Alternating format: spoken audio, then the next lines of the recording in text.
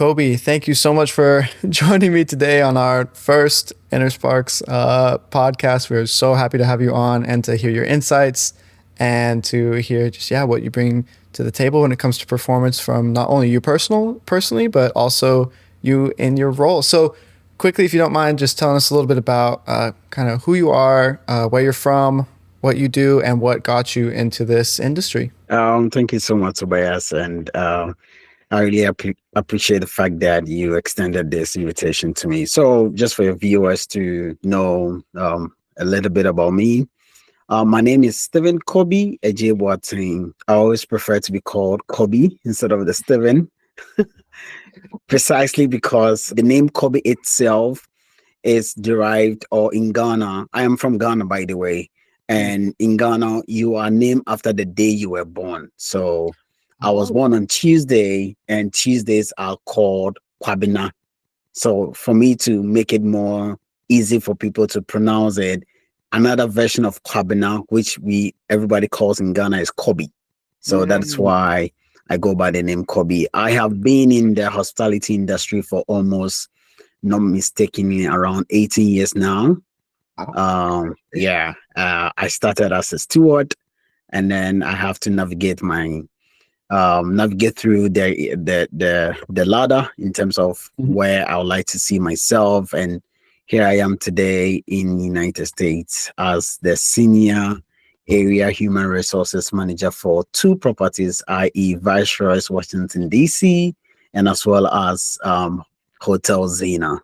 So that brings me here today to, share my 2 cents, if I may say so, my 2 cents as far as the industry is concerned, as far as my profession is concerned. And just to be precise, I have been in the HR spectrum for the past 8 to 9 years now, since 2016 to date. So almost 9 years. I crossed my 9th year somewhere in May. So Wow, congratulations. And I remember you saying you spent some time in the Middle East working in the hotel industry as well. Was that where? Tell us a little bit about that experience for you, and then how it maybe compares to the United States. I have been very, very passionate with my career, especially with hospitality. And one of my dreams was to, expand or extend my talents to the diaspora, to the other side of my boundaries, where I got an opportunity in 2016 to join one of the most prestigious and luxurious hotels in Qatar, which is called it's a Kempinski. It's under the Kempinski brand, but it's called Masa Malas, which is it's on an island in Qatar. It's beautiful. It's super nice. Why would you leave? That's incredible, man. So sometimes when you happen to have a career call, there is something also that calls a family call, right? And it's very difficult for hoteliers like me, because then your life should always be in a balanced form where you satisfy your clients. When I say clients, I mean the service industry that I am in, and then as well as also make sure that my house is well satisfied. So there is one of the reasons why I have to move to the States was purposely because of my wife. My wife is already here, so, and it will not be fair for me to just plug her out to a new environment. So in as much as I like her to feel very comfortable, very safe, I decided to move in here, stay with her, make from a family that is needed. Because of my cause of my passion for the industry, I kind of get exactly what I have been, manifesting into, which is come to the States, try and see if you can get hospitality industry to work, try and see if you can stay on the same course of your career. And I cannot ask God more than what He has given me. I have my family, I have my work, I have my career. So this is something, one of the things that really brought me to the State. But hey, the experience in Qatar was amazing. I happened to work for 3 different prestigious brands. Almost all the brands that I had worked in Qatar All of them were luxurious. All of them were 5-star hotels. Incredible.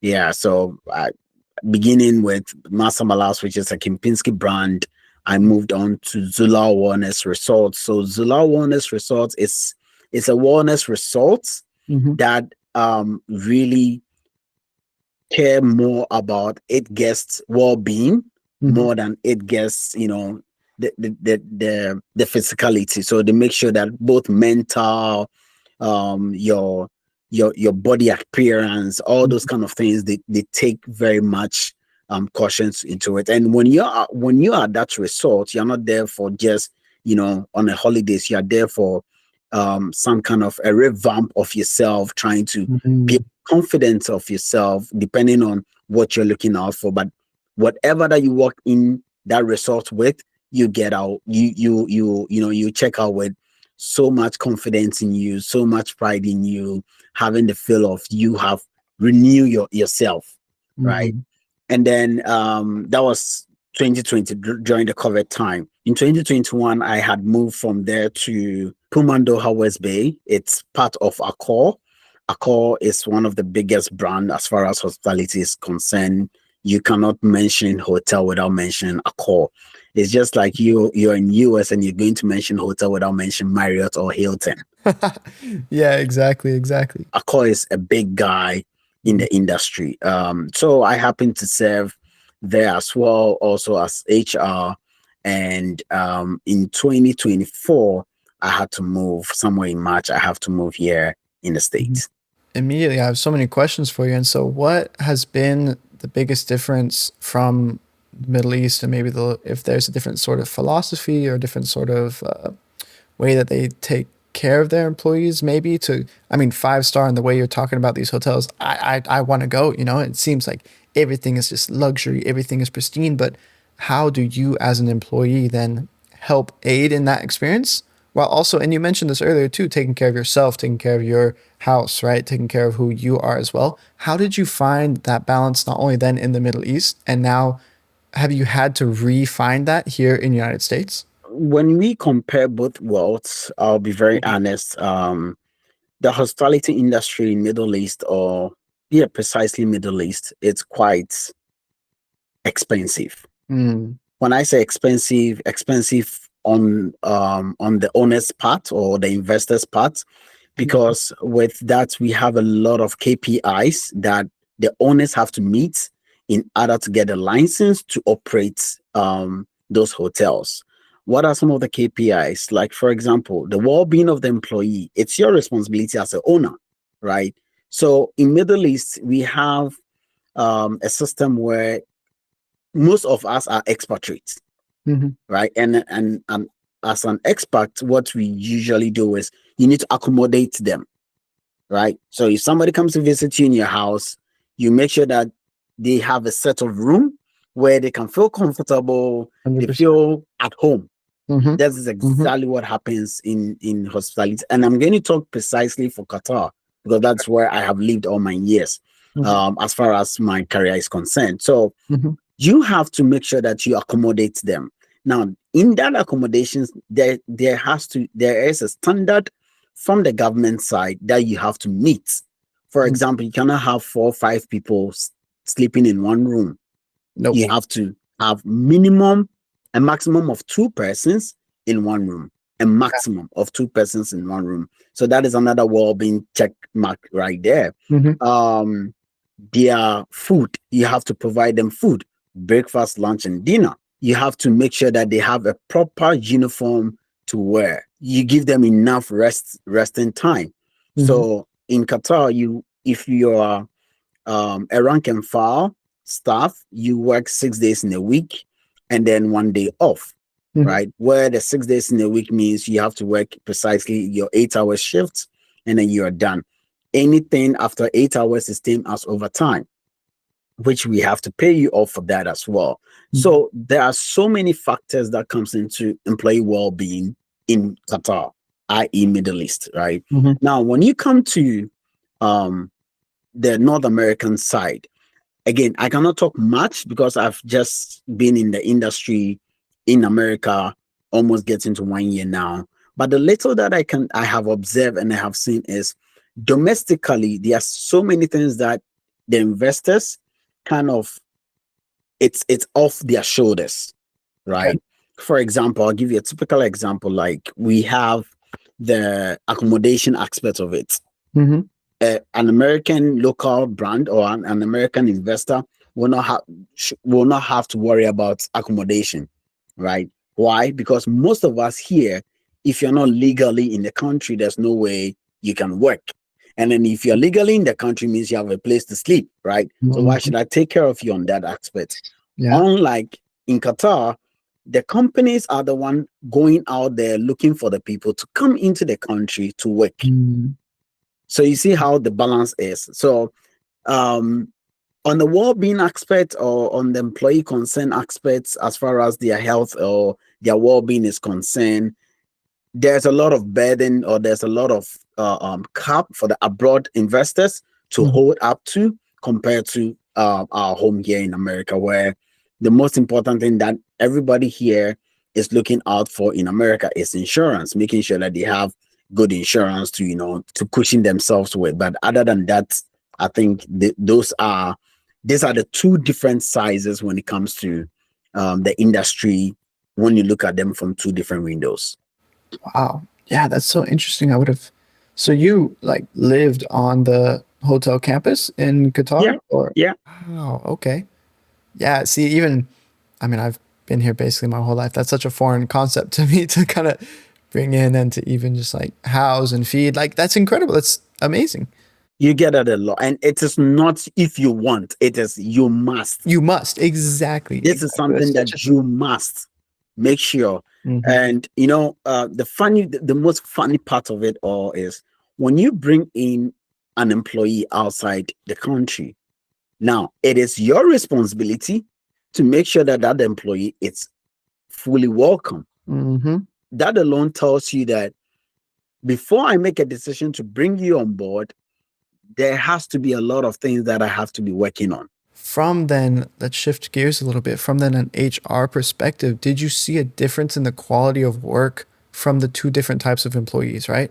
Because I would imagine that if I'm getting taken care of, like food is being put on the table by my employer, my housing is being taken care of by the employer, I will work a lot harder, right? There's research that's out there that shows that employees that feel a genuine sense of love and care for by their employer just work harder, have better performance, like hit their KPIs more regularly. Did you see that firsthand, or how has that kind of shifted? You know, as you've moved around. With regards to the employee side, yes, Mm-hmm. there's no ifs, there's no buts. The qualities of, and if you happen to get the opportunity to travel to any of these Middle Eastern countries, you get to know that the service, excuse me to say, more or less like a robotic way, Mm. but it's not.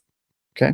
It is how they want service to be served to their guests. When I say Okay. guests, any tourist or any individual that patronize their country, they want that individual to exit the country with some kind of a memorable period. So Mm. it's not just the investors who owns money to build hotels, no, but then the entire government or the entire governance as far as tourism is concerned, Mhm. they are also driving that excellence of service in the various hotels.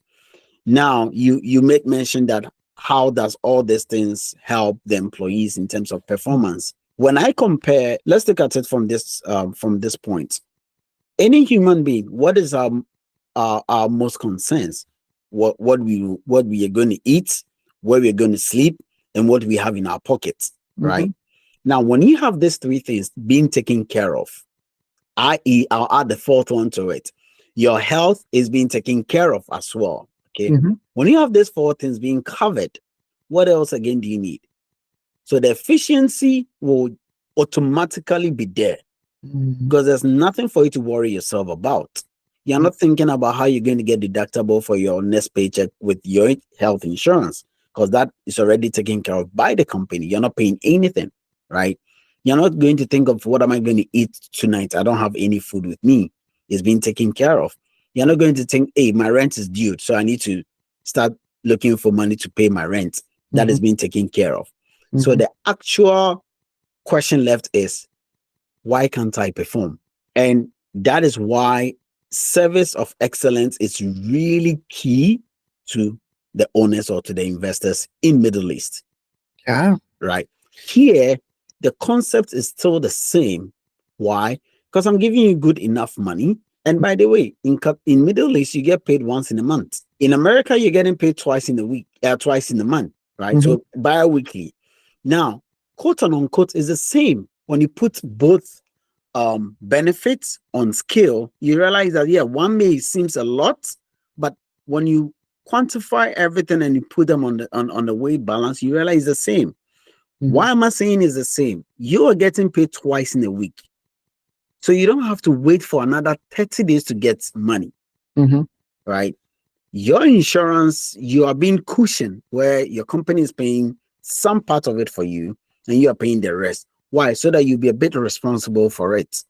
You don't just get up and go to the hospital if you're going to pay a copay.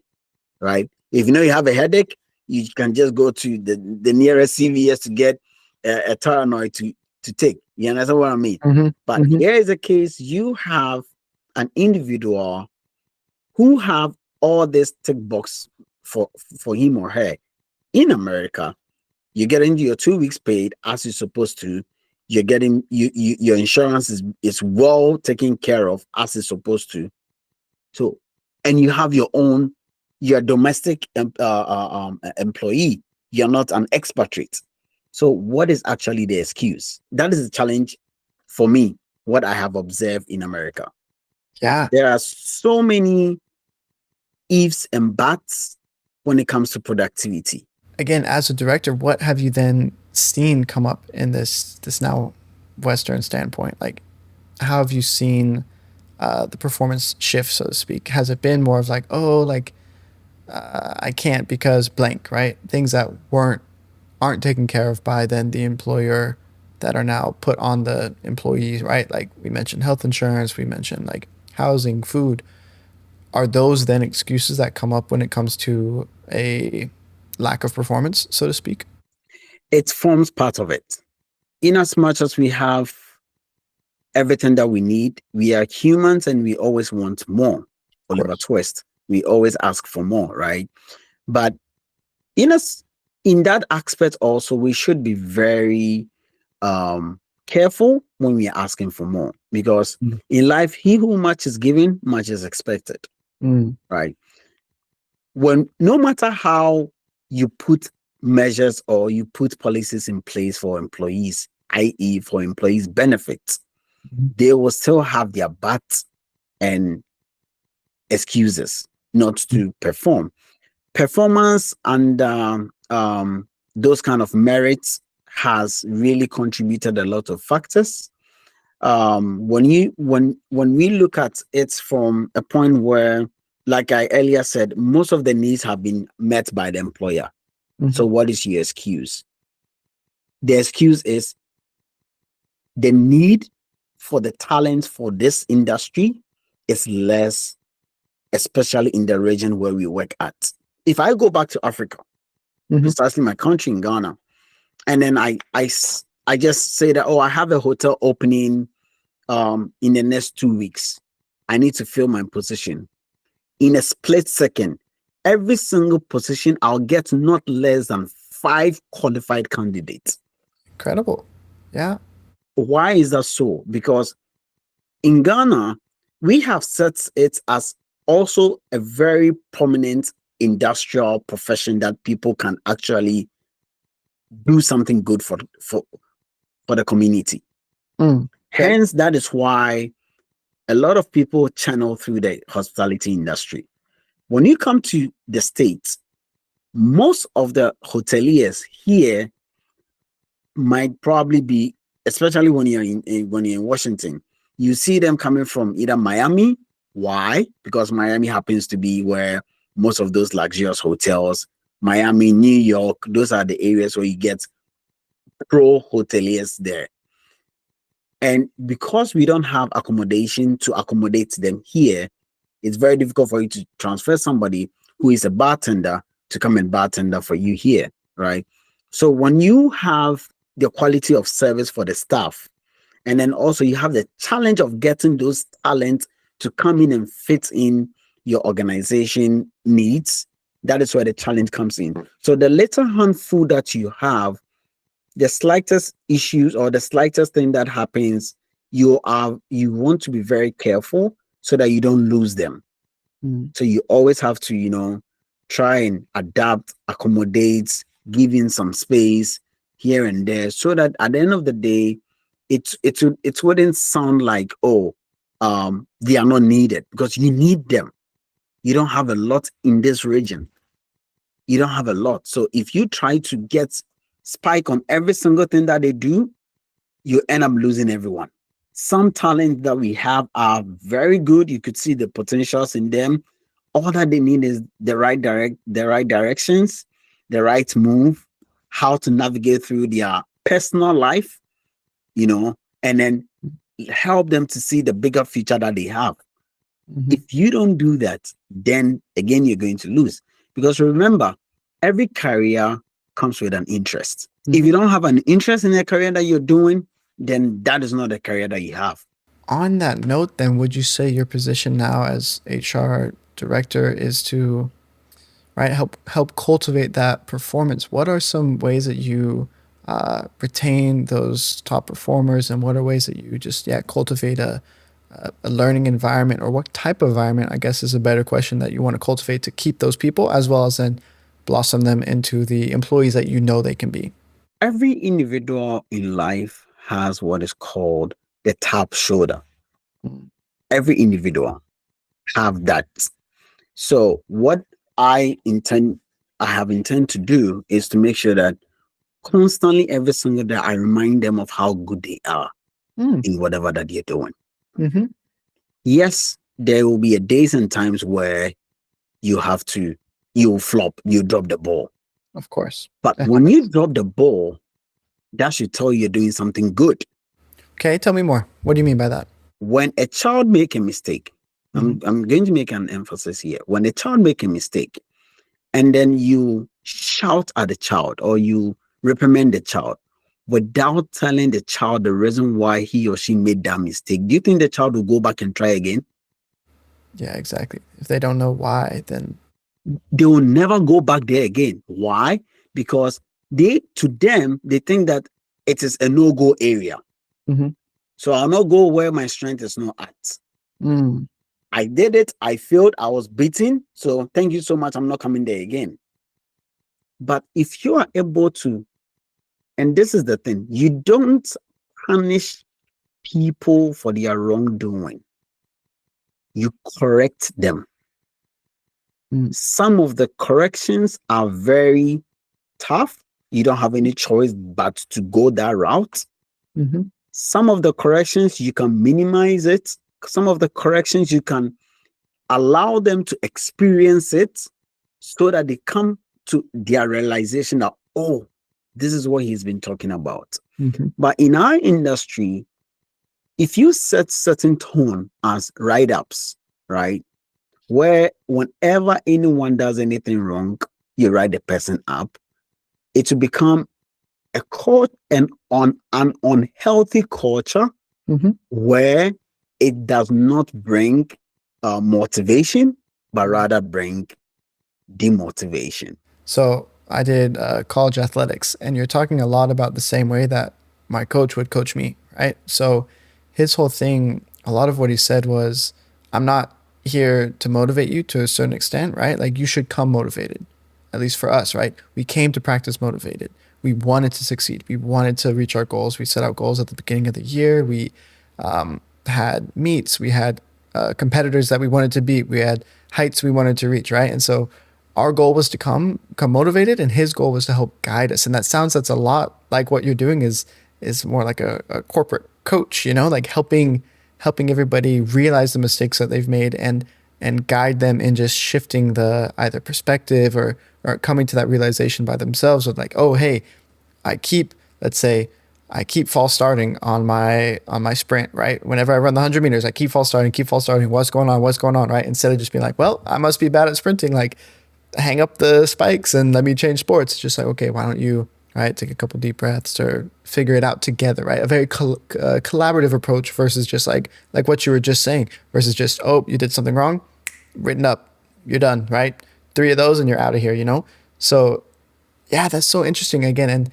And this is kind of this is the point of this podcast and the company of Innersparx, is to create these parallels between sport, music, dance, performance, right, with this corporate coaching as well, because there's a lot of parallels. We even mentioned earlier, right, talking about right, positive reinforcement versus negative reinforcement, and then now this aspect of coaching and this aspect of like, let me walk alongside with you, and let's work together to then fix what the hurdles are, right, or optimize your performance, so to speak, so that you can be the best employee you can be. And I think you said it, and I want to get back to it, but that level of motivation, right, that level of passion that you have, and you clearly have that passion. I mean, you've talked about that this whole time about, right, what'd you say, 18 years in the industry, 19 years in the industry? Yeah, that's incredible. So, you know, Tobias, this 18 years of my career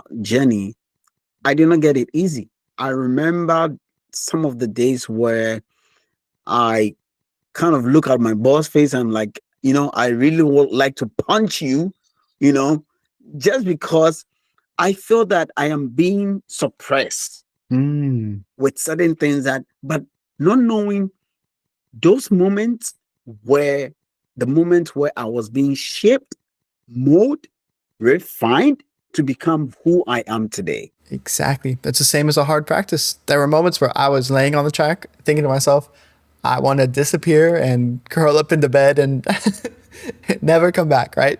And yeah, and those were the days where right, we were getting faster, everything was building, the foundation was building, where you look back and yeah, let's say however many years or months or weeks and be like, man, I'm really glad I did that, because now I'm so much better, so much stronger. And so let's shift gears a little bit and tell me then a little bit about your own personal journey. How have you kept performing at such a high level? What are things that you do as somebody who does coach and who does coordinate and leads a team?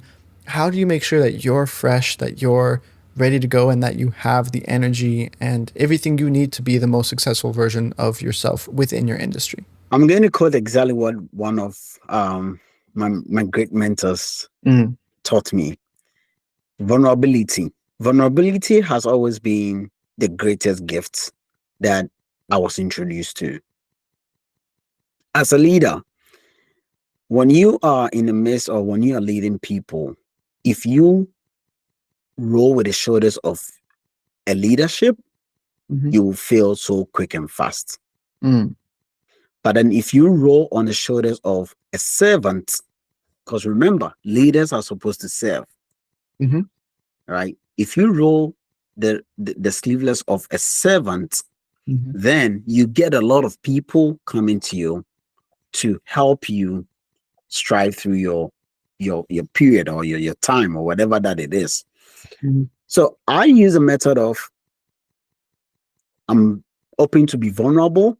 Of course. I don't mind you picking on me in a meeting or whatever that it is. I really don't mind. Why?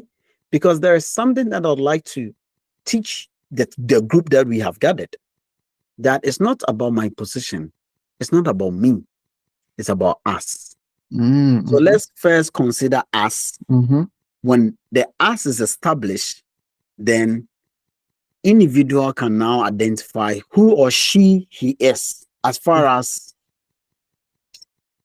our responsibilities in the organization's matters.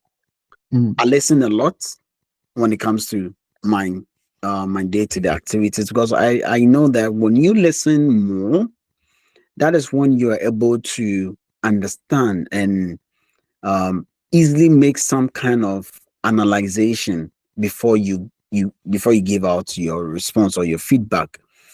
And then the third thing that I also stand on is I don't mind feedbacks. I really encourage feedbacks a lot. And sometimes I'll go to you and I'll tell you, hey, I did this. How was it? Did you like it? Did you not like it? Where did I fall short as far Mhm. as this is concerned? That is vulnerability. A leadership vulnerability starts from there. When you are not open for constructive feedback, Mhm. it becomes difficult for you to know how good you are or whatever that you're doing, whether the people appreciate it or they don't appreciate it. Mhm. And as a leader, don't think that every single thing that you do is the best. No, Mm. it's not everything that you do that is the best. You may take certain decisions that will go really, really bad. And when that time comes, you need to accept it. Oh, yes, guys, I made a decision. It's my bad. I should have known better, or I didn't know better. I'm sorry. How do you fix it? Mhm. Now, the how do you fix it approach, you don't step back. You get yourself involved. You learn from those who know better than you, Mhm. and then you move forward with them. Of course. When one is a leader, it is not about what he or she is currently doing that made him or her a leader. Mm. It's about his experience in the past that everybody thinks or everybody knows that, oh, if we give him this responsibility, he or she will be able to excel on that. Mm. That is when that leadership role is given to you. Because remember, you start from the lower rank all the way to the middle, then you become the head, right? Mhm. Now they are weighing you, or they are marking you based on your precedent, what you've done in the past. How good were you at this? How good were you at that? How good were you at that? Oh, definitely when we give him this, he'll be able to excel. For sure, they know that it will get to a point in time where you will be having some challenges, right? But those are the challenges where, when it comes to that faith, you need to let them know that, guys, this I don't know. Mhm. Then you get help. Mhm. Most leaders refuse to ask for help when they really need it. Mm. It's not, again, leadership is not about you. Leadership is about us. Yeah. When you bring the us together, your leadership strides so high, Mhm. right? But when you single yourself out, it becomes difficult for you. Yeah, that's amazing. It's like a level of, right, you mentioned vulnerability, a level of extreme ownership, so to speak, a level of then coachability as well, where you said, hey, like, what could I have done better? How can I perform better? Where did I fall short, right? I think that's incredible. And again, just the parallels with athletics is incredible because, I mean, the whole point, and I think again is to be the best version of you, right? We want the best version of Kobby. We want the best version of Tobias, and the means in which we get there can be different, but the way that we get there is very similar in each respective track. And so, do you apply the same framework when it comes to your employees or the people that you lead?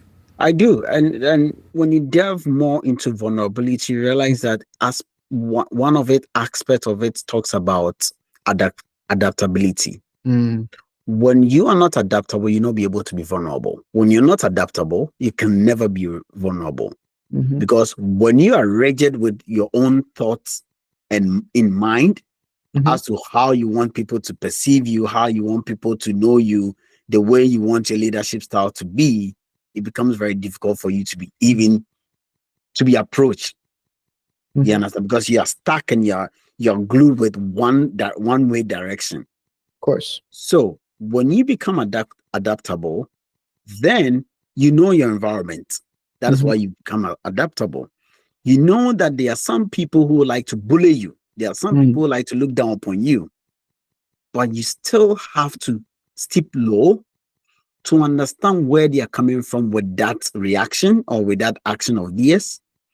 And then once you gain the understanding of them, now whenever you take a step, you've taken a step in the way where they will support that step Mm-hmm. because you have understudied them, right?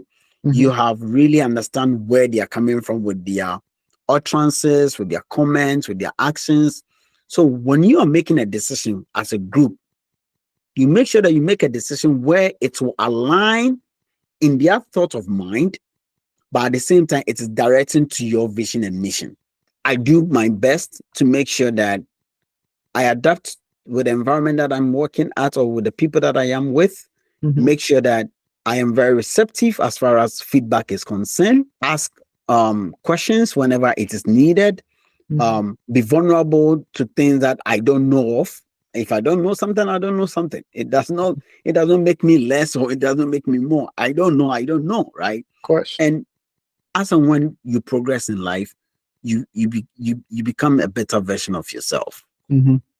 And so if I then was working with you, for you, and I came in and I said, Kobby, I'm really struggling hitting my KPIs, struggling at work with just my performance, what would be the like 3 things you would recommend that I do as an individual who works for your hotel? The 3 things that I'll emphasize on it is, first, I'd like you to identify your weakness. Okay. Right. Second, I'd like you to identify your time management. Mm. When these 2 are addressed, the third shouldn't be an issue, because the third is going to be, how well do you want to progress with this project? Because we've identified your weakness with that particular project. We've identified your time management with that particular project. So the third one is execution. Okay. Interesting. And so up until now, though, we've been talking a lot about kind of the psychology behind it, right? The mindset, the motivational factor. Do you think physiology has anything to play when it comes to performance? When it's like, if I just come into your office and I say, Kobby, everything's great, but what's really bothering me is I'm so tired, I'm so fatigued. Maybe I'm feeling a little bit of burnout, a little overworked, stressed, right? How would you navigate then that situation? Definitely, if you are feeling that way, then there's something that is on your mind. Okay. That is draining you. Right. And I am the type of a person where I can easily switch. Okay. Tell me more. I sometimes get out from work, from work with full load of stuff. Right. When I say stuff, like a lot of things to deal with at the same time. Right. And I'm trying to process it. Some are very upsetting. Some I'm like, why is this happening? Like, when you have leaders in your organization where certain things are not going right, and you ask yourself, why are these are my leaders? Why are they doing what you're doing? Yeah. I sometimes try to think of an easy way out, but it doesn't happen. Right. Once I close from work and I leave my office, that's it. That whatever that it is, I left it in this office. When I get home, if you ask me how was work, fantastic. I really enjoy my work today. Of course. You understand? So this is me. I know how to turn my switch when it's needed. Do you feel like you can teach that then to somebody who might potentially need that? Yes. Okay. It is super, super, super easy. Okay. How do you do it? You don't have to take everything personal. Okay. The secret of this is you making sure that you don't take things personal. When you take things personal, it's personal, right? Your mobile phone is personal, correct? Everywhere you go is with you. Is that correct? 100%. Exactly. Even on the watches now. Exactly. So things that are personal to you, you carry with you everywhere you go. The only way to define what is personal to you and what is not personal to you is how you control your temper. Interesting. Okay. And do you see that happening then a lot within across the board? Your 19 years. Have you seen people struggle with that identification of how do I not take things personally or take things personally? Because I would imagine that's not easy for everybody, right? In my current line of work, right, as coaching, not in the same way that you're coaching, but coaching other executives and other clients, like it can be easy to, right, the same way that you're struggling with, oh, like all these leaders, what are they doing, right? I could feel the same with like, oh, my clients, like we all know what we need to do to get our goals, but why aren't they getting their goals, and yeah, it can be easy, especially for me to take that as a reflection on my abilities as a coach and my abilities as like, oh man, like they've trusted their resources in me, their time in me, like I should be the one helping them kind of clear this out. And you're saying then the secret or a key that you found is to not not take that personal approach, but to keep it separate. And so what then, are you a firm believer then in like set boundaries where it's like, okay, 5 o'clock, don't talk to me, don't email me, don't text me, like nothing? Or how then do you apply that to yourself and coach it to then somebody who might not find it as easy to incorporate that into their lives? When I made mention of you not taking things personal, I also added the line where I talk about you controlling yourself, your temper, right? Yep. These two work hand in hand. And again, you have to be a very good listener. Of course. If you're not a good listener, controlling your temper will be very difficult for you. You detaching yourself from personal stuff will be very difficult for you, right? I have worked in an environment where it was very, very demanding. There was a lot of pressure, time consuming. And to be honest with you, after I have left that environment to a different environment, I realized that I was the one disturbing myself. Really? Yes. Because let's expand that. Yeah, because I realized that every single thing that is needed, if it is not urgent, it is not needed. Okay. Tell me more.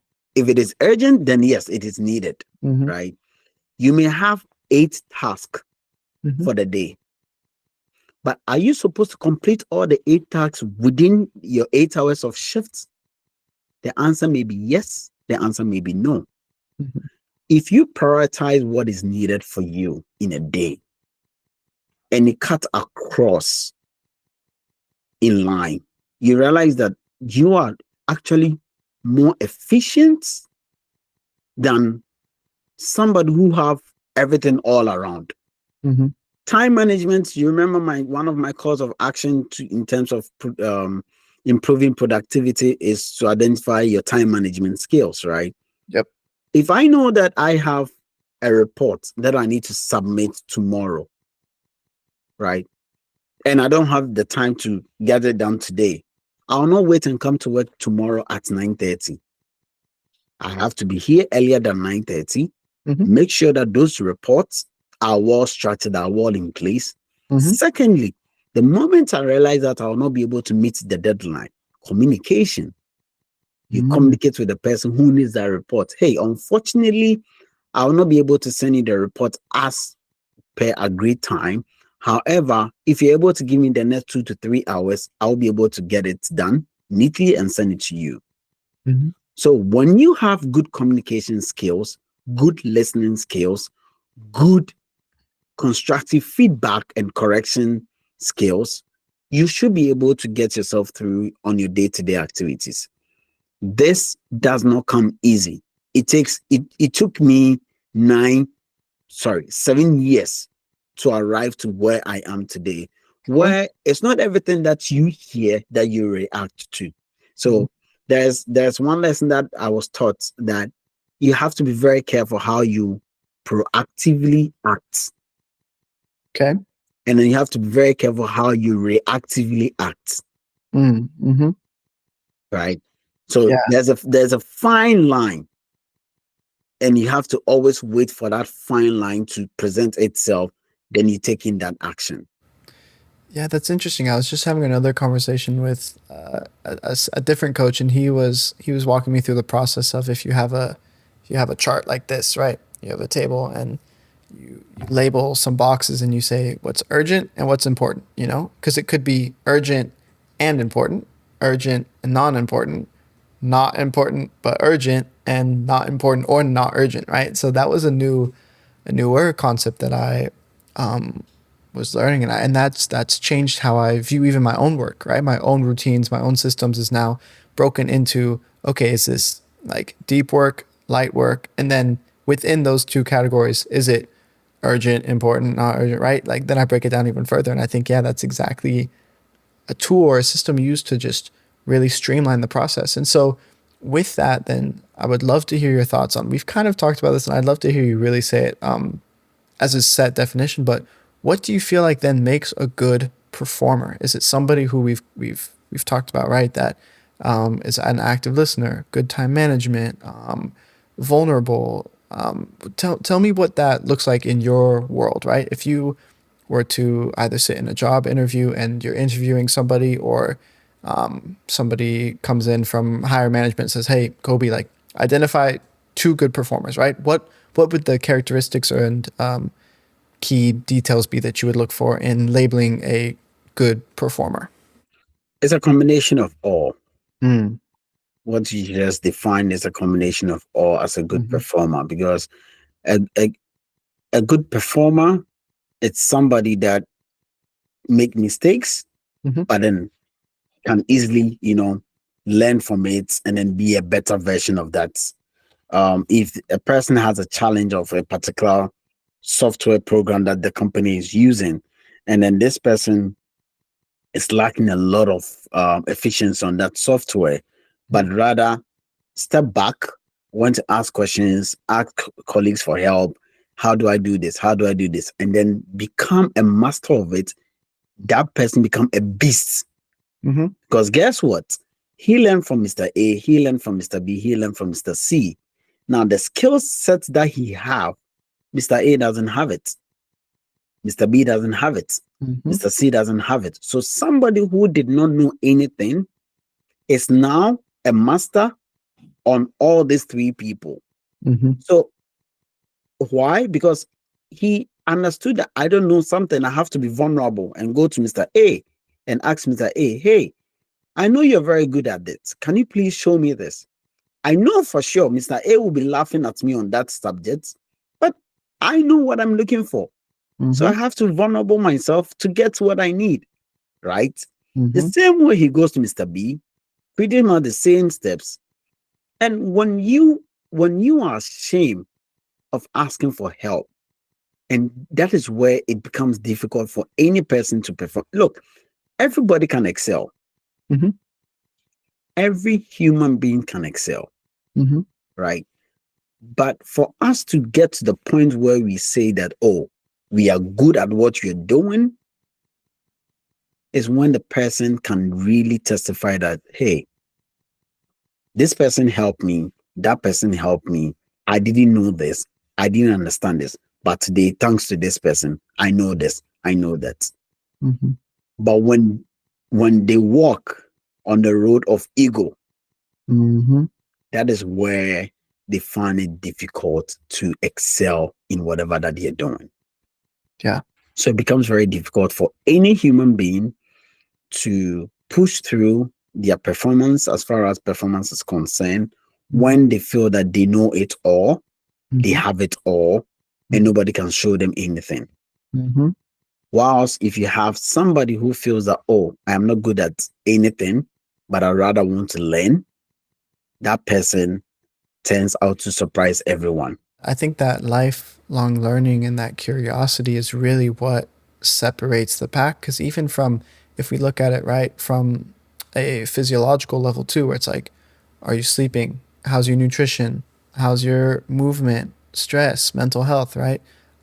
Which is what we look at. It's how can you continue to develop these and continue to grow and continue to be curious with the goal of, right, being better, being, if I sleep maybe an extra 15 minutes, I'll have X amount more energy where I can get those projects done a little bit faster so I can, right, spend more time with my family at the end of the day, right? So growing in all five of those physiological aspects, well, then as well the psychological aspects of, okay, how can I be a better leader? How can I be a better listener today? How can I be more vulnerable with my team? How can I accept more ownership for the mistakes that I made, right? Like this, I totally agree with you, as that's the difference and the key points of performance, right?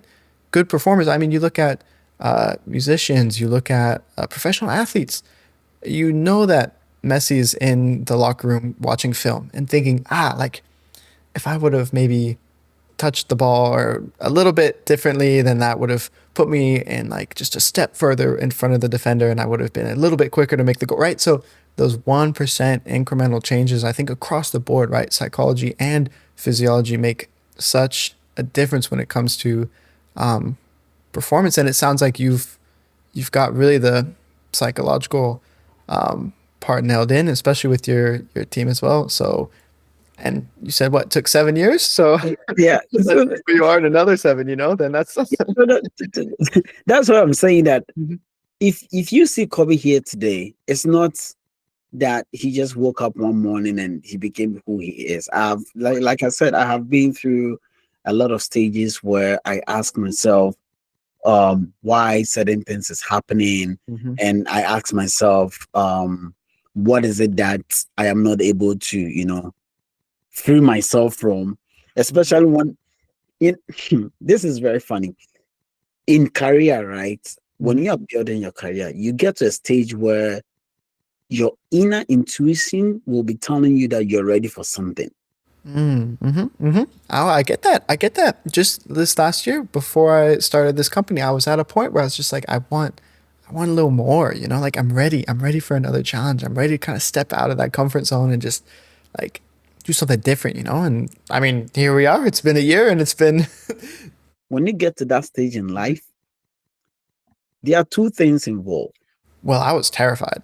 I was absolutely terrified. I was like, oh my God, this is going to be the biggest decision of my life. Like, I don't know how to go about it. What am I going to do? Like, there were so many doubts, there's so many fears. And like, So, by us, if you did not make mistakes on course of building this industry, mhm, would you be here where you are today? no, not at all. So you have to make mistakes. You have to Mhm. get the shame. You have to get the boo. But at the Yeah. end of the day, okay, they're making me boo. Where did I do wrong? Hey, I saw Yeah. you making me boo. Can you please help me out? Like, where did I do wrong? Hmm. Oh, you know what? You suck on the stage. You were not able Hmm. to talk for yourself. You were fumbling. Okay, thank you so much. I mean, Michael Jordan didn't make his high school team. Best in the world. Like, Big drop out of school hmm. because regardless of what people are going to tell him, he said, I'm going to survive. Hmm. Right? Now, a billionaire, if you are afraid to fail, Mm. delete the word success from your dictionary. Yeah. If you are not in the position to fail, Hmm. the word success, delete it from your dictionary. Well, and that goes to what we were just talking about earlier with vulnerability, right? If I'm not vulnerable, and if let's say I'm on the basketball team and I'm just like, ooh, what if I miss this three that I'm about to shoot? Like you got to be vulnerable. You got to have some level of vulnerability where it comes across the board. Anything, vulnerability with, right?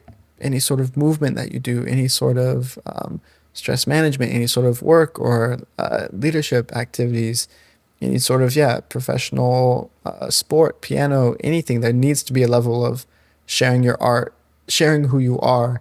And that is scary. That's a vulnerable activity. It's so interesting how today I sit and talk about Mm-hmm. things that I used to lack in them.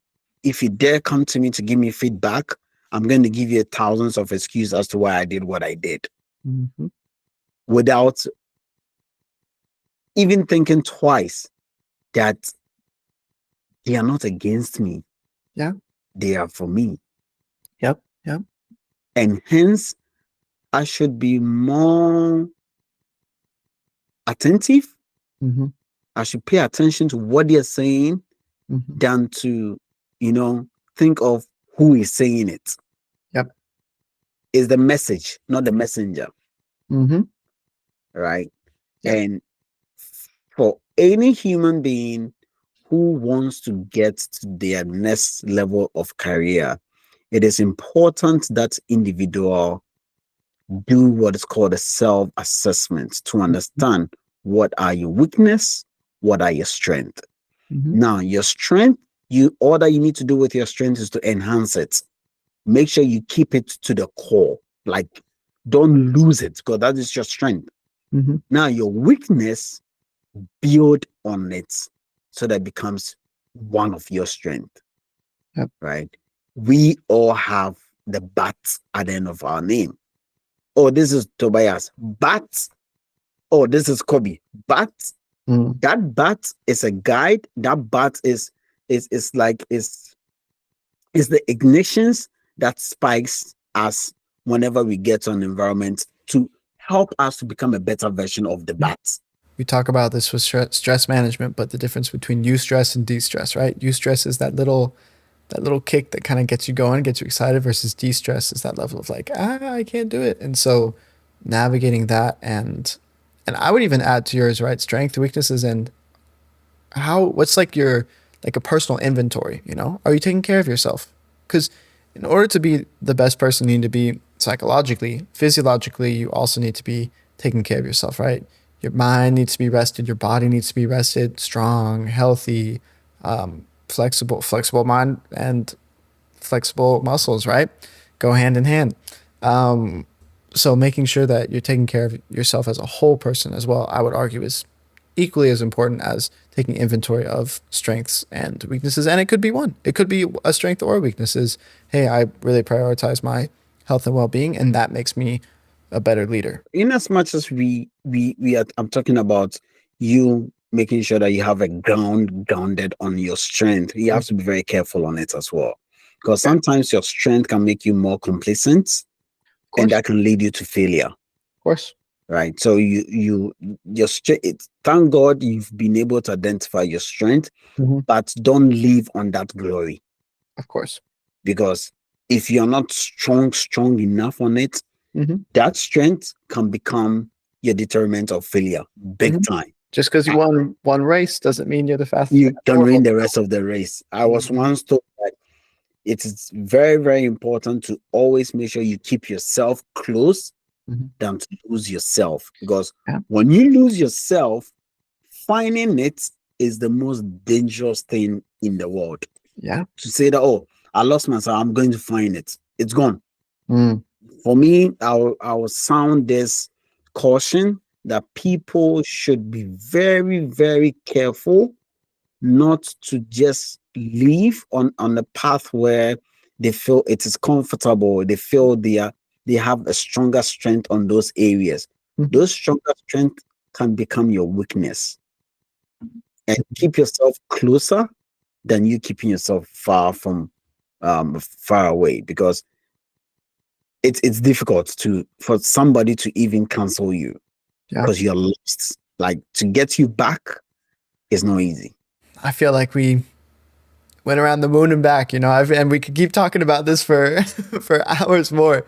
And so much good insight, Kobby. Thank you so much. I mean, understanding your performance from your personal perspective, from how you lead your team versus how you then coach your team as well, has just been incredible. Just incredible, talking about the vulnerability, the ownership that you need to be a leader, just the time management, right? Everything involved in what it takes to get to the next level and to be an efficient, just high quality performer. I really just appreciate you sharing your thoughts and all your insights within the 18, 19 years of experience in the hospitality industry, one, but then also just the senior HR leadership position. So again, thank you so much for taking the time to really just come out and join me today and this evening to just chat about performance and to chat about what it means to be a good performer in the workplace. There's one thing that I just remembered that I want to add on to it, which is you have mentioned it, which is accountability. You know,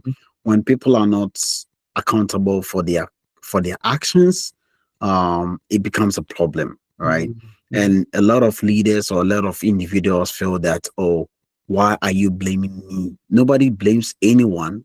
Everybody is being addressed or is being asked to account for their own actions, right? So whatever that you do as a leader, remember that you will be questioned at one point in time. If you don't question yourself, your subordinates are going to question you. If your subordinate don't question you and you leave the company, whoever comes to succeed you will be questioning your stuff, right? So you don't want to leave a place where there's a lot of questions, there's a lot of doubts in certain decisions that you make. Hence, that is why it is important to always get feedback so that you can be very accountable for the things that you have done. You still have the opportunity to correct those ones, and then you move as and when you. So accountability is another key factors that we really, really have to look into. What a final stamp right there. Just, accountability is, huge from anything in the performance world, right? Like, if nobody's helping you become your best and keeping you accountable, then it's going to be a lot harder to do that by yourself. Well, again, Kobby, thank you so much for spending this last hour with me. I so appreciate your words and your wisdom and just everything you have to say on the topic of performance.